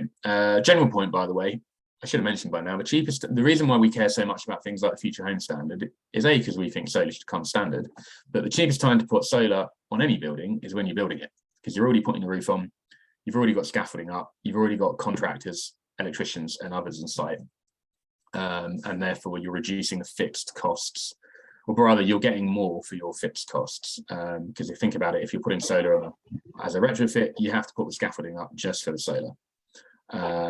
So new build costs are always a little bit less, and obviously they're wrapped up in the cost of the house, which is helpful. On small commercial, so when I say small commercial, I mean up to 50 kilowatts. And so the reason I say 50 kilowatts is that's the limit that the MCS certification process goes up to for the time being. And Kevin, can I interrupt for 1 second? There was a question about tweeting some of these numbers out. Are you happy if your slides are tweeted out with these numbers? Yeah, let me just check once I've finished with the slides, all right, if that's all right. That's fine. So colleagues, take note of what Kevin says. Go ahead, Kevin. Of course, thanks very much. Yeah, I'm pretty sure we put these out in the press release earlier in the year, so I'll just jump on the website once they're finished, and that should be fine. So yeah, 30 kilowatts, maybe that's like sort of a sort of small school, perhaps 50 kilowatts, something like that, that rough sort of size, and you're looking at, again, roughly 900 to £1,000 per kilowatt. So in total, if you're putting 45 kilowatt system on, in total that might be about £40,000. So not a huge amount of money in the grand scheme of things. And like I said, the payback periods are larger projects. You may notice, of course, that the costs have come down slightly on a per kilowatt basis. And that's very simply because of the economies of scale. This is true, of course, as you go to the slightly bigger projects as well. So for large commercial PV, so let's say 50 kilowatts up to a megawatt, you can see here. So again, a megawatt is a very big project. That's the type of thing that will go in a warehouse, a cinema, maybe not a cinema, but a sort of big shopping centre, a leisure centre, that type of thing. So roughly £750 per kilowatt for a 500 kilowatt system, so a half a megawatt system, so roughly £375,000. We've put range estimates in here, as you can see, and I would suggest that these numbers have actually probably gone up. In particular, everything's been squeezed. Notably for these, please note these figures do not include VAT or the cost of capital, i.e. the cost of borrowing money. This is just the installation cost itself. So equipment, design, legals, financial, any high voltage works, etc. But yeah, roughly, let's call it maybe £800 per kilowatt at the moment. That's a pretty finger in the air assessment, but it's an indication. And then just briefly, there's a bit of a split here of what that money is actually going on. So modules, inverters, and then mounting. So solar system is basically PV panels. They're the modules. You then need something called an inverter. You've got one in your fridge, and that just makes sure the electricity can be used in the building. And then the mounting is the racks or the sort of frames that the modules, the panels actually get affixed. And then everything else, so project management, as I say, high voltage, grid connection, planning, all kinds of other stuff that needs to happen is the yellow section in terms of the breakdown of that cost. I should say, by the way, I'm going to put a shameless plug here. I'll put the link in the chat later. We've got something called a corporate buyer's guide, which basically includes and so you mentioned obviously the guide for community projects. So this one is more focused on commercials, but it's still very relevant, and it's got a complete overview of all of what I'm saying, basically includes some figures, and also has a sort of a 9-step, this is how you get a solar system on your roof. We've also done something similar for local authorities. So it's snappily titled our Local Authority Procurement Guide. So same thing for local authorities that are interested in solar. And again, I will put the link in the chat later. So you've heard me ramble on about how solar is excellent, and there's loads of money to be made and loads of money to be saved and loads of great benefits for the environment and climate change. Now, there are some challenges, of course, and we believe in being honest about these things. So some of the main ones are grid. The UK electricity infrastructure needs some investment, let's put it that way. And the mechanism for doing this is extremely complicated, and I'm not going to bore you with it, but it's something to bear in mind. Now, the good news is actually other people are starting to become aware of this. You can see on the right hand side there, the FT did a story earlier in the year about a load of housing developments in West London that have apparently been canned because they couldn't connect to the grid, because everyone needs to connect to the grid. Every building you're sitting in has a connection to the grid. Now, the angle they were going for in that story is that data centers were sucking it all up. So, you know, sort of Netflix is stopping houses type thing. But it's good, right? The fact that non-energy sector people are waking up to the fact that energy sector problems are everyone's problems is a good thing. As an FYI, electricity demand is expected to increase by about 300% in the next 10 years as we start to electrify heating and transport. So that's why we need so much more grid. There's an extremely complicated process the government has just embarked on called the Review of Electricity Market Arrangements. If done properly, this will take several years to conclude. And it's basically the process through which we will deal with the current mess of the energy and cost of living crisis. And as part of that, there'll be lots of work undertaken for how we ensure what's in economic terms called full cost recovery. So basically how we fund the networks, how we fund the grid. Happy to take questions on that if people would like. It is very complicated. It's also crucially important. And it's an engineering problem, right? So it's a delivery problem. If you talk to people like National Grid, they are busy taking decisions right now for how we bring all our lovely new offshore wind, for example, onshore. And we're talking about projects that will get built in the mid-2030s. It takes a long time. And as a general point, the energy system we have at the moment, the reverse of what I've just said is true. So the energy system we have at the moment is the product of decisions that were taken 10, 50 years ago. And that's just because this infrastructure is complicated and it takes lots of money. And there's a lot of risk involved. So you've got to find a way to make sure that you mitigate that risk. Anyway, that's an aside. I mentioned the 15 gigawatt figure and the UK Warehousing Association report. I just flagged the sort of their press release on that in the bottom right, because again, they've got the same issue, right? So their members, the UK Warehousing Association, so the logistics and sort of distribution companies are the people who are the member of that trade body. They all want solar, and they're all starting to find out they can't get a grid connection. So same issue. Supply chain. Give you 2 more minutes, Kevin. Yeah, great. I've got about 2 minutes worth of time left. So supply chain, everyone wants solar, like I said, and that means that there's some sort of disruption and so on there. Some concerns have been raised by our new PM, Liz Truss, over the alleged sort of land use impacts of solar. These claims are wrong, and we wrote to her publicly saying that these claims were wrong the other day. And then there's some issues in supply chains of things like embodied carbon. There have been some allegations about human rights and so on. We're running a big project looking at that. Recruitment, the industry needs to do much better in recruiting people who aren't male and white, and there's a lot of work sort of thinking going into how we can do that as well. And also end of life issues. So we're about halfway through the lives of the first sets of solar systems at the moment, and there are sort of second-hand and recycling markets that will start to develop, and that's important because we need to think about how we decommission all with solar. And then finally, so this project Solar Skills London, that we've mentioned a couple of times. So we've got some funding from the Mayor of London. It's intended to support young people and people retraining to enter the solar system. And that's because our members are all busy creating jobs and they need people to fill those jobs. 2 things to flag here, really. One, there are grants available of up to £1,000 for pretty much any course that you can think of that's relevant relating to solar and energy storage. If you've got staff or volunteers who that would be helpful for, please do sign up. And then we're also about to get some boot camps up and running. We'll be working with, I probably shouldn't say at the moment, but a college group in South London to provide sort of boot camps, sort of crash course for people, about 8 weeks worth of introductions to sort of electricity fundamentals and so on, and then trying to support them into apprenticeships. And the info on that is available at the slides. Got a knock at my door, so that'll be room service or housekeeping rather. There's my contact details. I'll pause and come back for questions in 2 minutes. I hope you can, Kevin. Please don't get thrown out because we've got some good questions. So yeah, so sort that out. We'll move on swiftly then straight to our final speaker before the Q&A questions. Q&A session. Chris Jardine. Chris of Joji Solar, thank you very much for agreeing to come and speak today. We'd be really interested in what you have to say from a commercial perspective. Over to you, Chris. Yeah, lovely. Do you want me to do my own slides? Jess? Entirely Yeah. up to you. I have made you a Yeah, co-host. I'll do that. It's Yeah. probably going to be easier. I've got a few. So Might have to kick Kevin's off.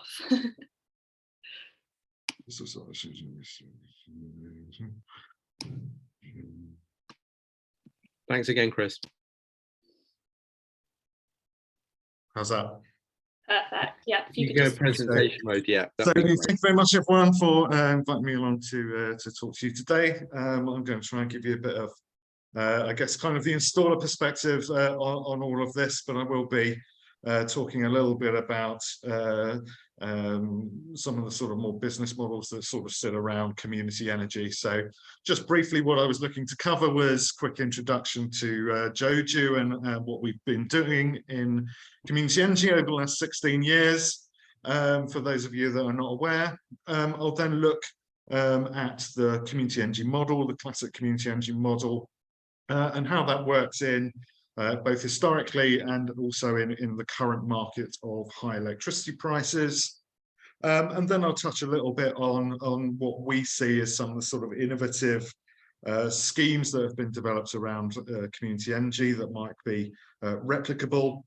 And I will touch a little bit on new technology, but not too much, because I think that's already been covered in some detail by Kevin. So just a little bit of history of Joju. We're obviously installers of solar PV, battery storage and electric vehicle charging technology. Founded 2006, well before the feed-in tariffs even started. And we set up with a remit to basically help householders, businesses, communities and the public sector to reduce their CO2 emissions. And as has rightly been pointed out, growth in the solar sector has been strong, particularly over the last couple of years. So we've grown from a bedroom business of just the two of us now to a company of 85 staff. This is kind of how we see the world of green electricity technologies, solar PV, battery storage and electric vehicle charging being used either independently or in conjunction with each other to provide this kind of ecosystem of green electricity technologies that can be deployed. And some of these, as I'll come on to explain, will be more or less relevant for community energy groups. Our history with community energy goes right back to the very beginning, actually. So we actually installed the very first community-owned PV array back in 2008 for low carbon West Oxford. That was just 10 kilowatts, but it was pioneering because it was the first project that deployed this kind of classic shareholder raise power purchase agreements with a host building kind of model that's been followed by the community energy sector ever since. And in fact, we think it was the first PPA of any kind for solar power in the UK. And since that point, we've worked with a lot of the major community energy groups across the country, including Energy for All, Low Carbon Hub, EGNI in Wales, M&S Energy Society, many more, including some of the people in the room here. And Community Energy England release their State of the Sector report every year. They're showing around about 185 megawatts of community energy projects installed across England. And we think we've installed nearly 10% of all those community energy projects across the UK in conjunction with our community energy partners. That's quite amazing, I think, given that some of these community energy projects are obviously large-scale wind farms, large-scale solar farms. Everything that we've done has been commercial solar on rooftops. So clearly, a kind of model that can be followed by London, where rooftop solar is really the only option. Some of our highlights: 250 solar schools now installed. I think we all recognise that schools are a very good target kind of building. They're a decent size, they're embedded in the local community, they're an obvious focus for community energy projects. But we've also installed some very, very large community solar roofs in the UK, some of the largest ones. This is 650 kilowatts, the Geraint Thomas velodrome down in Newport. We've also installed 800 kilowatts array on ProDrive up in Oxfordshire. And perhaps our flagship project that got mentioned in the chat a little while ago, 35 kilowatts on the roof of Salisbury Cathedral. I think that's a really sort of iconic community energy installation, both looking beautiful, but also the way that's very clearly in the centre of that Salisbury community. So that's enough showing off, I think. And let's get down to the nitty-gritty. Kevin's obviously explained a whole range of different funding models for solar PV, but this is what I really want to focus down on, which is what I consider to be essentially the classic community energy model, which has obviously the community energy group right in the centre of that, and they've got a kind of ecosystem of investors that provide capital for projects into that group, and those investors will receive their 4-5% rate of return on investment over 25 years would be kind of standard. They've then got a relationship with the installer partner, which would be companies like ourselves. So the community energy groups obviously purchase the installation from us, and we would install that and provide the O&M service over the lifetime of that project. And then there's a relationship with the host building, who obviously get a solar install on their building at zero capital cost, and they would buy electricity from the community energy group at a subsidised rate below what they would be paying from their utility on the market. And the last important thing, and I think going to be increasingly important, is that most of these projects will generate some additional surplus funds that can go into other projects. Those other projects would often include things like energy advice, but we also see sort of more practical projects, things related to fuel poverty, insulation projects that don't have the sort of financial return that renewables have. They can actually be funded as a sort of second round through this kind of classic community energy model. So onto the kind of complicated bit. This is really trying to look at the benefits of installing a project and those kind of returns of money over time. And what we would broadly see is that you've obviously got to pay back your shareholders at the agreed rate. And there's usually some kind of surplus for the community benefit that's also generated as well. And the third way that the money is split is by providing benefits to the host building. Now, the benefits to the host building obviously depend on the price of electricity that they are or would be expected to be paying. So historically, we would have always sort of generated financial models that look a little bit like this, that shows electricity prices increasing over time at probably slightly above inflation. So you do tend to see that the benefits to the host building will increase over time, particularly if they're being charged a flat rate PPA. We are seeing some groups putting in an index-linked power purchase agreement that I suppose claws back some of the benefits from the host building and puts a little bit extra into that community benefit pot in the later years. So that's had the kind of classic model here. When we look at the sensitivities around this, I think there's obviously three major sensitivities. One is really about the price of the PPA that can be charged by the community group to the host building and how that's structured over time. There's a big sensitivity about what you expect to happen to future electricity prices, which are going to determine what ends up with the host building. And there is an influence on the capital cost of the installation, which is really only a sensitivity, I think, in the early years. The capital cost of the installation doesn't greatly affect the project returns over 25 years, but it is important in these early years when these financial models tend to be pretty thin in the early years. The model's quite tight, and therefore they can be capex sensitive at that point. And that is one of the major determinants that determines whether a project is viable and goes ahead or not, is really whether it can provide returns to shareholders, some kind of surplus, and some benefits to the host building within those early years. So that's how things have worked very, very nicely for the last 13, 14 years.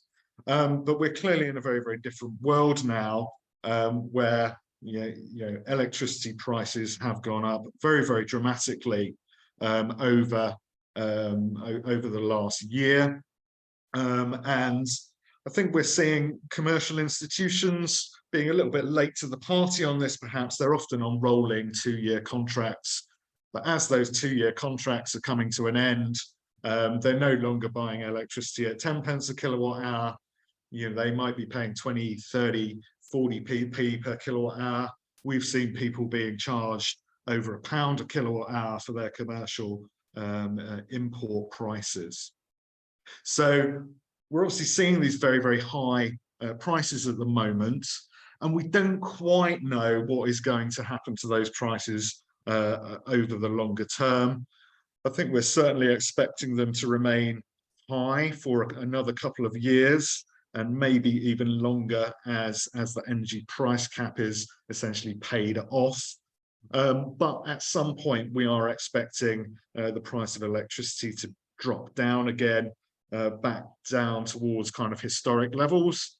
We've also seen some predictions thinking that they'll come down below old historic levels, maybe down as low as 6 pence per kilowatt hour again. So the shape of this top curve is really very, very much unknown at the moment, and that poses a challenge, well, an opportunity and a challenge, I think, for setting PPAs in a fair way to those host buildings. So one option, if you're talking to a building that's paying 30 pence a kilowatt hour for their electricity, one option might be to push your PPA up to around about 20 pence per kilowatt hour, still providing good benefits to the host building, but actually capable of generating a lot more surplus funds, particularly in the early years for community benefits. And I would say, I do think there is a really, really strong moral imperative for community energy groups to try and maximise the surplus that goes into their community benefit funds. As we've said, these can be rolled back into sort of direct addressing of fuel poverty issues, which I think is critically important at the moment. The trouble, of course, with this sort of fixed PPA model is that there is a risk point when electricity prices do come down, and we wouldn't want to be in a situation where actually the price of wholesale electricity was below the price that was being charged by a community energy group. So I think there are other options where you could be perhaps a little bit more creative with your PPA, and you might be able to do it something that sort of tracks the rate that your host building is paying. You might be able to say, well, actually, we'll sell you electricity from the solar at 75% of the cost that you're paying from your utility. That obviously puts a bit more risk onto the community energy group because you don't know what your income stream is going to be over time. But I think the paybacks are so strong at the moment, you could have pretty much paid for the entire system back again by the time that we're likely to see electricity prices come down again. So I think there's a lot of creativity that's possible here in terms of structuring PPAs. Keep fair to the host building, but really try and maximise this community benefit portion as much as you can. I'll just touch a little bit on what was mentioned earlier, of course, around the prices of solar PV systems. We are seeing those going up at the moment. This is really due to worldwide supply shortages. And certainly as installers, we're finding it very, very difficult to get hold of all the equipment that we need to install solar PV. And certainly prices are definitely higher than they were this time last year. So prices are going up, but as I mentioned, these models tend to be sensitive to capex in the early years. That constraint is now obviously removed with the very, very high prices that we are seeing at the moment. So although prices going up is certainly not desirable either for the wider industry, for us, or for community energy groups, the fact that that's matched with very, very high electricity prices means that that's not going to be a constraint on projects going ahead. And actually, we're likely to see many more projects actually being viable to go ahead because of the high electricity prices we're seeing right now. Okay, change of tone. I'd just like to talk a little bit about some of the opportunities I think that we see within the community energy sector. I think historically, the community energy sector's kind of gone it alone a little bit, and has gone out there, developed their own projects, got them built, and provided returns to their shareholders. But I think there are opportunities to do stuff in partnerships, and I think in particularly in partnership with councils. So I think the idea of partnering with a council to work on community energy projects is interesting for several reasons. One is that councils have lots and lots of buildings, so it makes your site acquisition a lot easier. You can immediately get access to all the council-owned buildings, and that's a way of getting to scale very, very quickly. I think partnering with a council also lends credibility to the scheme and would make you a more attractive proposition to investors. And then from the council's point of view, they're all getting net zero targets. Lots of them have declared climate emergencies. They need to be seen to be being active. So this is actually a really great way for councils to meet their net zero ambitions at zero or low capex costs to themselves. And it also contributes to a wider story about the green economy and jobs in the local area. So I think there's a really nice synergy here between working closely with councils and the community energy structure that can work well together. This is something that we did with Egni Co-op down in Wales, where they had very strong partnerships with Newport Council, Swansea Council, parts of the Welsh Government.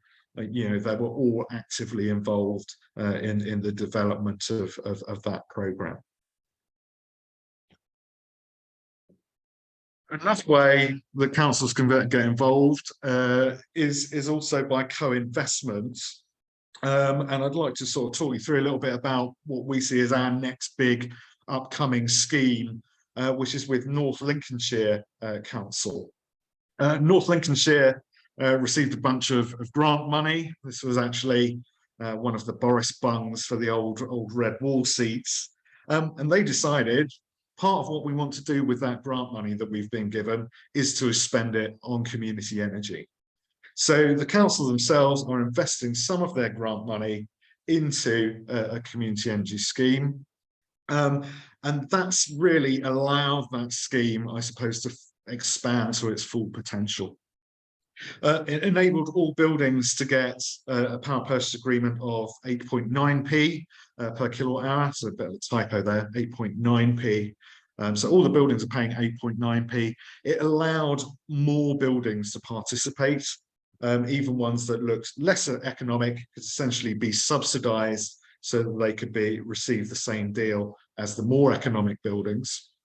We had a little bit of chat earlier about sizing of solar PV systems to meet demand.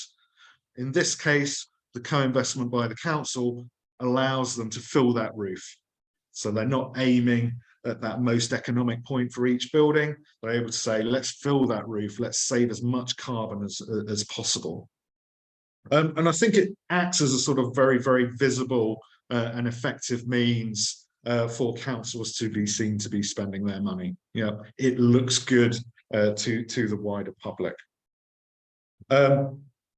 This co-investment also allowed a higher return to go back into the community benefit fund, which, as I've mentioned earlier, is something that I see as being increasingly important. And this is something that I do think is replicable in London, I think is sort of very similar to some of the sort of GLA grants that are around, but perhaps operating at a larger scale and with sort of higher levels of that co-investment by councils. But I think this is something that love to explore in the Q&A session. Another project we did, this was probably back in around about 2016, was a project with the M&S Energy Society.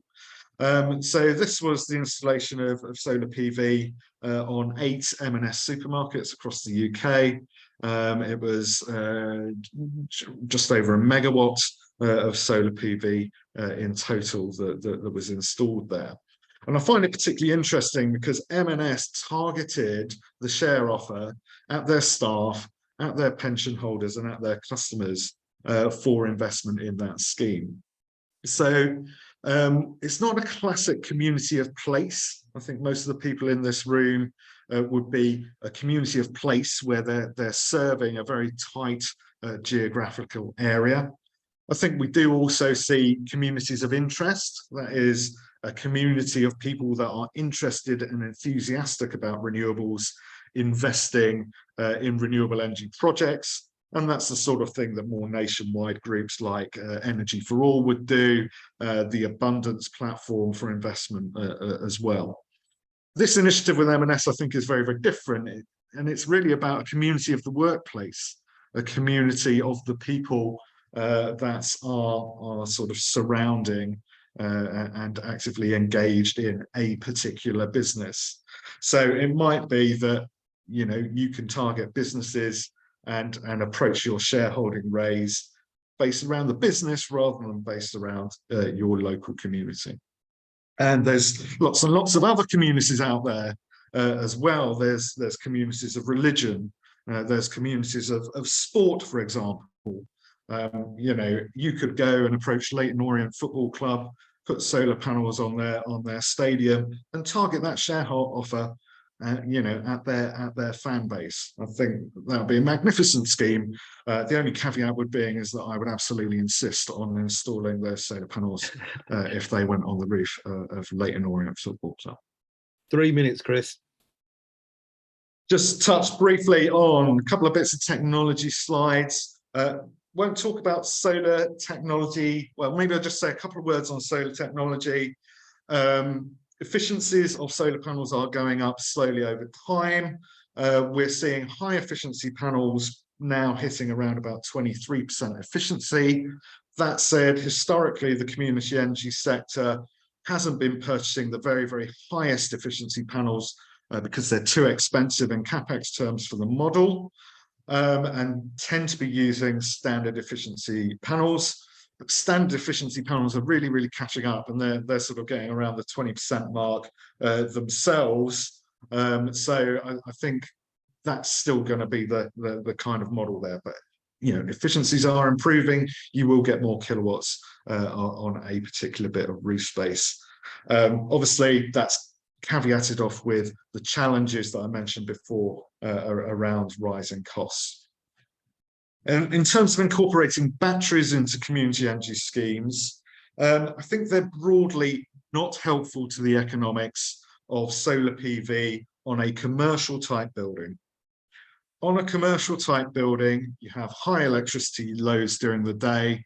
The majority of the solar will be used on site directly without the need for storage. And when you do put storage onto these commercial type buildings, you're only seeing excess solar production on the very, very best days in summer. So you're putting in a very expensive asset and you're really only using it maybe 30 days of the year. So the paybacks on batteries in a commercial environment tend to be very, very long. There are some exceptions to this, and this would really be around buildings where their load perhaps looks a bit more like a residential load, places like hotels, but we also see community centres and events venues will have very low consumption in the day, very high at night, which is where batteries would tend to be more applicable. That said, because of high electricity prices at the moment and the space that that creates within a community energy finance model, I think there might be space for those who do want to incorporate batteries to do so on a trial basis. But I would urge, some caution around that and some careful modelling from the likes of us to, ensure that that really is going to be effective for you. Lastly, I think there are some pots of money available specifically for innovation projects. We've been involved with one called Project Leo in Oxfordshire with the Low Carbon Hub. So we've just put solar on around about 20 homes on an island in the very, very centre of Oxford. And the idea is to control the solar and the battery storage and the micro hydro plant that they've got there all together as a coordinated virtual power plant that supplies the whole island. So this is really the sort of first steps towards local energy grids, local energy markets that are being trialled as part of a really, really big, £20 million Innovate UK project. So there are pots of money around for this kind of innovation project. I think they sit a little bit awkwardly with community energy groups, or particularly with community share offers, because of the risk profile of them. So I think if you are going to get involved in innovation projects, they should really be, grant funded for that innovation program rather than raising from local shareholders. And I think they do need to do something really genuinely groundbreaking, really genuinely innovative. I think things like putting a battery in, or let's have a solar carport with some car chargers, probably isn't going to be enough to access these innovation projects. They probably do need to go that little step further, but I know we've got some big brains in this room, and some of you would be very well placed to take on this kind of project. Chris, so I'm going to say thank you for your attention, and if you want to see a bit more of what we're doing, then we're across all bits of social media, so do give us a follow. Chris, that is fantastic. What a really, really kind of comprehensive run through of a whole number of issues there. Do you mind taking down the slides? Paul, Hallis, Kevin, Jess, if you could all come back into with your cameras on or something. And I'm going to do, we've got around about 8 minutes. We might, apologies, colleagues, we might run ever so slightly over. I'll try to keep us to 12. It depends upon how quickly our colleagues manage to run back. Paul, if you get a chance to put your camera on, but I can understand it's not always easy, but if you can. Right, I've been going through the chat and through some other kind of private questions that are being asked as well of me. So I'm going to do a quick fire on some of these things. First of all, I'm not sure if she's still here, but my colleague Kirsty Hamilton asked, just since you're in Scotland, before you get thrown out the country there, Kevin, can you just give us an idea, are there different standards for new homes and solar in Scotland? Because I know obviously with my work with Solar Energy UK, there's an extremely active program of work in Scotland, but it's good to just get an idea of London. We've got certain standards. How does it differ from the devolved administration in other cities? But just a quick one on that one, if you can do. Sure, believe it or not, I'm actually half Scottish. Yeah. Planning, policy and building regs are devolved, so the regs are different in Scotland. Short version is their building regs updated in last in 2015, and so basically every new home in Scotland now comes with solar on it, not very much, and that's because property developers build down to the compliance of the regs and not anything more than that. As within England, we are pushing very hard for the regs to be designed, and this is all work underway at the moment to ensure that more solar comes as standard on new homes in Scotland. And Chris, do you get involved in new build as well? And yeah, I mean, often I remember seeing last year something like the Sterling Prize, a beautiful development of houses in a residential street with literally 1 kilowatt of solar each in the middle of a big roof per home. Hopeless. Yeah, do you get involved in new build? Yeah, I mean, we do get involved in new build, but we tend to pick and choose a little bit, to be honest. So, obviously we see developers putting essentially solar on last as the last thing they do to save that last few kilograms of carbon. And it's not uncommon for us to get asked to quote for a 1-panel system. And I'm just putting them in the bin, to be honest. It's just such an ineffective way of putting up solar 1 panel at a time. But we do see some developers that are a little bit more clued up and are prepared to go beyond regulations, fill the roof space, and then I think we'd want to pick those projects up. Okay, from a community energy perspective, we've all been keen to kind of work with developers for new build, but the time horizons are often so challenging for large scale developments in London. I mean, you're talking about 10 years or so, but there are certain pockets of London where there's a lot of regeneration and there are existing community energy groups, and we're trying to marry the two together. Okay, keep going through my list. Sydney Charles asked about DNOs, that whole issue, which Kevin picked up as well in terms of connection to the grid. We're not seeing that for community scale projects in London in any significant way as yet. But Chris, is that something you see? And Kevin from Solar Energy UK, what's your thought on DNOs? But Chris, you have a go at that first.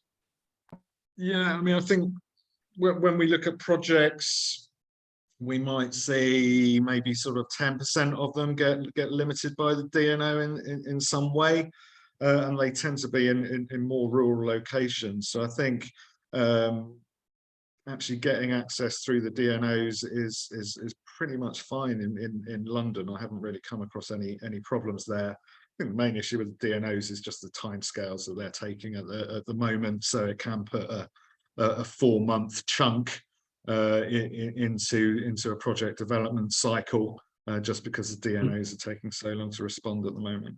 Just very interestingly, I mentioned in my slides the government had this £2 billion grant for a programme called the Public Sector Decarbonization Scheme. One of the things, when the government suddenly chucks in an awful lot of money in a short period of time and everybody has to scramble to develop along the timescales, of course, DNO connections go mad around heat pumps as well. So, that's proven to be a challenge. Kevin, just give us a quick SE UK view on DNOs and solar, if you don't mind. Yeah, briefly, that's good to hear that there aren't as many issues in London as there are elsewhere. Elsewhere, there are definitely issues. It's one of the biggest things that we are aware of as a fundamental constraint on certainly sort of 100 kilowatt plus projects. Just the other thing you said there, Saeed, by the way, I'm not sure if anyone's aware, yesterday, BEIS have launched, I want to call it the home upgrade scheme. I mean, this thing has been sort of so under the radar, but it's like the sort of follow-up to the Green Home Grant Scheme. It's about £1.5 billion in it. Local authorities can apply for it, and PV is included. That's about as much detail as I know at the moment, because I've read the thing in about 2 minutes flat. But yeah, so there's more money for social housing retrofit, basically, which is great. Yeah, it's from the Social Housing Decarbonisation Fund and the next round of the home upgrade grants. But whether it's new money or already committed to money, apart from 6.6 billion, is a little bit opaque. But yeah, yes, exactly. We were discussing that last night in the monthly Community Energy London meeting as well. And we've got another meeting at 12:30 on fuel poverty, where that will be looked at as well. Another quick fires. There was a chat going on about MCS. I always get a little bit confused about this.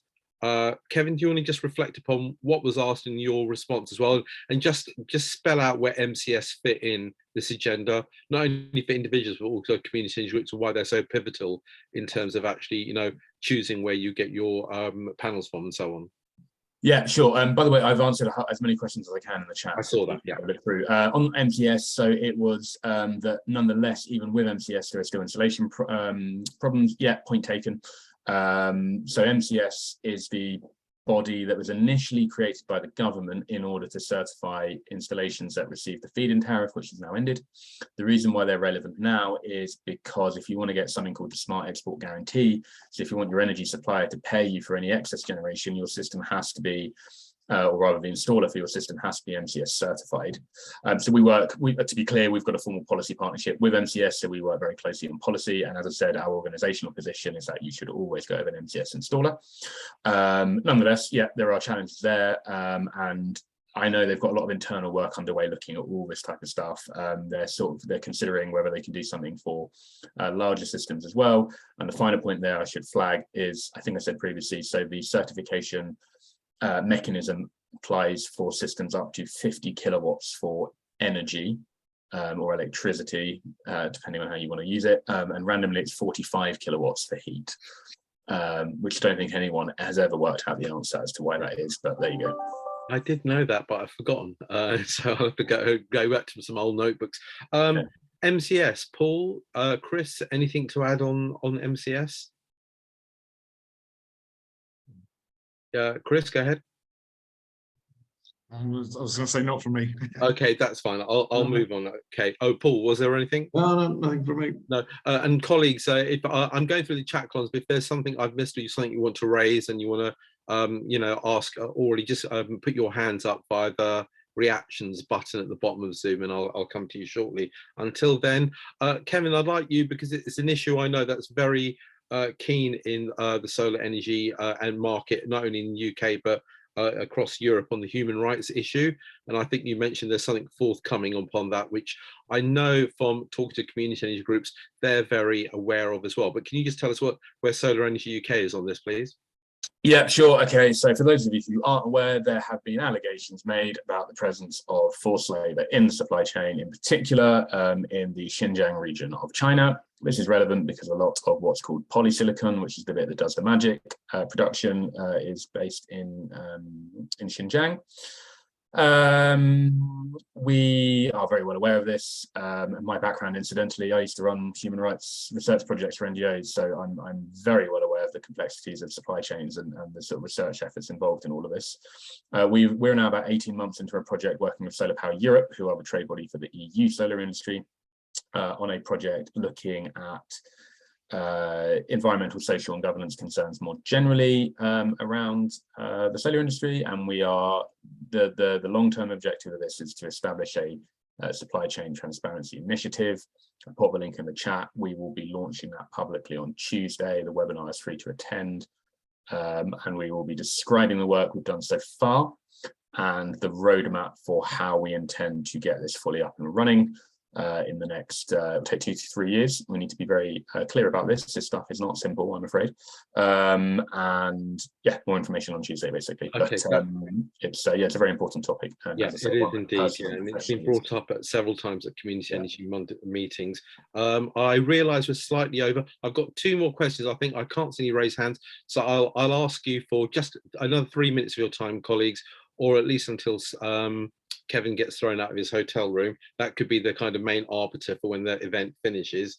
Mike Smythe, there was an issue about price per kilowatt peak earlier on, which I've kind of got lost in my notes, but Mike Smythe was suggesting for the typical sizes that, the entry points for some community energy project, it was about £1,250 per kilowatt peak. Does that sound on the high side, or is that something you recognise? Anybody want to comment on that, Chris? Paul? So the only thing I'd say is that it's important to compare like with like on this stuff. Quite often you see, installation costs quoted, and then other people sort of quote the all-up cost, including the development and the front end. So on a small project, the development costs, can be quite significant, and we haven't even talked about the time, expense and hassle of getting lease approvals from various people. So there's all those costs to add on. So sometimes I think that people are quoting figures on different bases. But if somebody said to me for 30 kilowatts it would be 1250, I wouldn't be a bit surprised. Okay, right. I'm going to end a couple of quick questions. This issue of reusing panels. I've always kind of thought there'll be a market in that sometime soon. It's just me being, kind of cautious about reusing stuff. Kevin, get very quickly on that.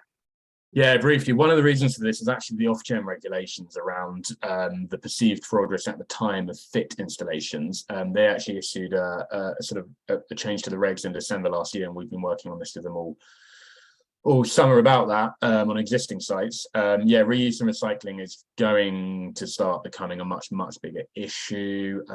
Secondhand markets will start to develop, refurbish, etc. There's a few organizations working on this at the moment, the volumes of PV panels that will start to come to the end of their life roughly from the end of the decade onwards will be very significant, and there will be opportunities there to generate money from recycling and second use, which is great. Okay, I'm going to do 2 very quick fire ones and end with you, Chris, very shortly, but I'll tell you why in a second. One, there's been a question by Anne Gray saying, is there a general consumer's guide for selling domestic power to the grid? Because the variation in seg Kevin, a quick one for you. If homeowners want to get the best, and actually community groups as well, because they fall under the microgeneration kind of definition as well, under that 45 or 50 kilowatt. So for those people, how do they get the best of their seg, and where's the guidance on that? You go to the Solar Energy UK website, where we maintain, or sorry, we try to maintain a league table of seg tariffs. Should be clear, there's some supply, we need to update it, to be honest, because I think some suppliers, they won't have pulled it because they won't be allowed to, but the Octopus have just doubled their tariff, which is great, but others, the prices are changing because there's a lot of volatility in the supply markets at the moment, as we know. But yeah, I will take a mental note to update that tariff table in the next week or so. Okay, very last question I'm going to pass to you, Chris, which is, we've got lots of representatives in the community energy sector here. Like I said, at the very first thing I mentioned, they want to go bigger and bolder. In London, we've got all the challenges that Paul and Jess pointed out. Can you just give a couple of tips that you think about how we can work with you, with the industry, to make sure that we deliver bigger and bolder projects? Any final thoughts you have before I wrap up? Yeah, I think I'd sort of reiterate the council partnership route as certainly as a quick win. I think beyond that, finding, I think we're likely to see larger commercial roofs come back on the agenda.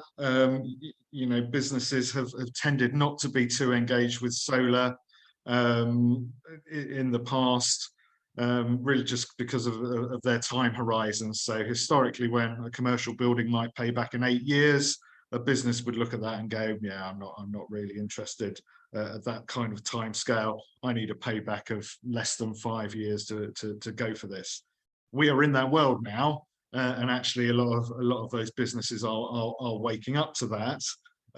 So if they don't have the capital, then community energy groups are a great way of providing that capital for these kind of schemes to larger businesses. So I think starting to trawl the sort of warehouse areas in your local regions, which historically I would have said that's a complete waste of time. Now I might come back to you and say, actually, that might have some legs right now. Okay. I've done a poor job as a chair because we're 7 minutes over, and I can see the numbers slowly going down, but we've still got nearly 40 people online, and we've had some very kind comments about the presentations and the conversation that's gone on today. So it leads me to thank our speakers first of all. So Kevin, Paul and Chris, thank you very much for your time today and your insight. It's been super valuable. Jess, I want to thank Jess Dunning, who's kind of been thrown in the deep end, only been with us for a few months, I think not even 2 months, and managed to pull this event together. So well done, Jess. And also having to deal with me, which is never the easiest thing. I just want to mention this is a series of 3 events that we're doing about where community energy groups can go to build those bigger, bolder, more ambitious and innovative projects. This first one was on solar. The next event we have around about the 3rd week of October, a date to be sorted out as soon as possible, looking at smart energy and flexibility opportunities. And the 3rd event will be looking at heat technology. So everything from heat pumps to heat networks, and that will probably be in early November. Jess, have I forgotten anything else? I think there was one final thing. Did you talk about membership? Membership going, well, we've got details on our website, and Catherine at communityenergy.london, that's Catherine with a K, is the person to contact who can give you all the details. Membership is extremely expensive at £1, and it allows you to access a whole series of services, including that experts framework that will be launching hopefully in late October, early November. Again, thank you to all our speakers. Thank you to our attendees today. Thank you for your really helpful way of making the event go smoothly, and also the questions that will come through. We'll be posting details of this event on our website soon, and the forthcoming events as well. And we look forward to continue this conversation about solar in 2023. There's never been a better time at the moment to kind of look at this, despite all the challenges in the market.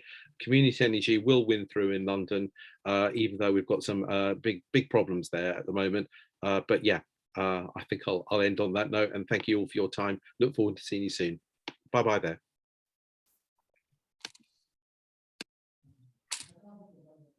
Thank you.